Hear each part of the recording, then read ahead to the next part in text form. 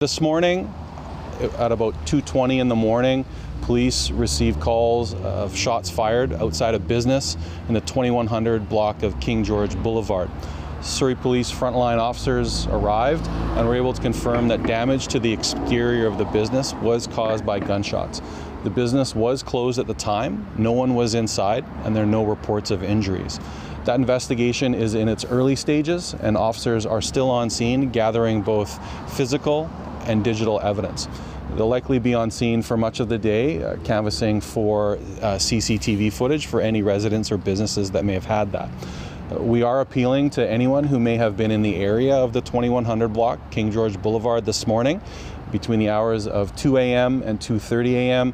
If you witnessed anyone or any suspicious vehicles, to please contact police. And of course, if you have any dash cam footage you were driving in the area, please preserve that and contact police. So is this being looked at as possible extortion? At this time, it is being looked at as being related to possible extortions, yes.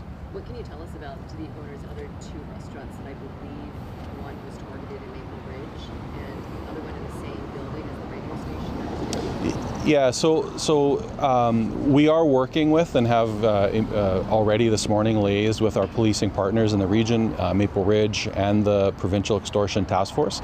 At this time, it may be that the Extortion Task Force takes over the file because of its regional connections, but at this time it's still with SPS. Can you give us any more details about that? Were there threats at the location of the radio station? That I'm not aware of. Yeah, no. No, the radio station file, and I know there's probably some frustration on your side. The radio station file is currently with the Provincial Extortion Task Force, so if you have any questions about that, you can reach out to them.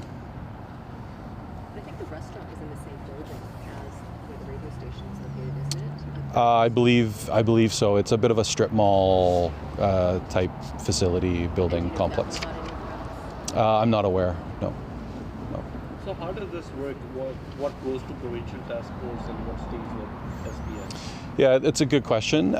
So the way it works is if a file comes in, whether it's a shots fired or a victim phones to report an extortion, and it has a nexus to outside of the city of Surrey, the Extortion Task Force may end up taking over that investigation and likely will, given its connections outside of the municipal boundaries of Surrey. If there's an incident that for all intents and purposes is entirely contained to the city, the Extortion Task Force may still take that file on if they determine that suspects in that, if they've identified suspects or we have identified suspects, may have a connection to any of their files. Every time we get a report, whether it's a victim calls about an extortion or there's a shots fired or some other type of damage like an arson to a vehicle or something like that, our investigators immediately liaise with the Extortion Task Force investigators. And much like how an IHIT file is handed over, the police of jurisdiction, in this case the Surrey Police, we do the initial investigation at the scene, gather any evidence. The evidence is usually gathered by the Integrated Forensic Identification Services, and then that package essentially is then handed over to the task force if they indicate they want to take it over.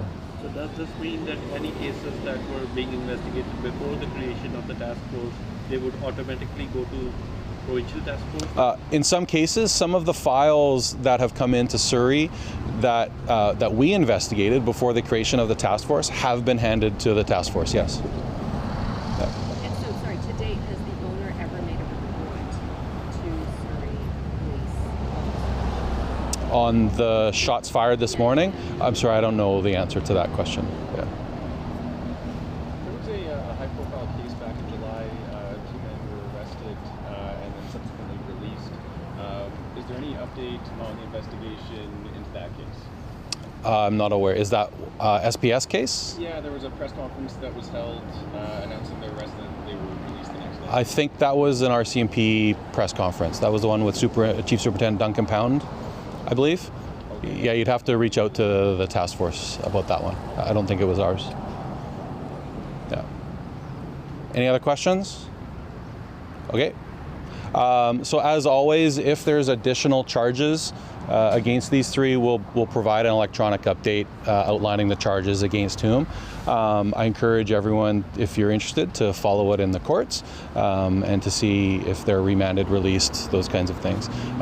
We sometimes will provide updates on their release, but not always. So you may find out first.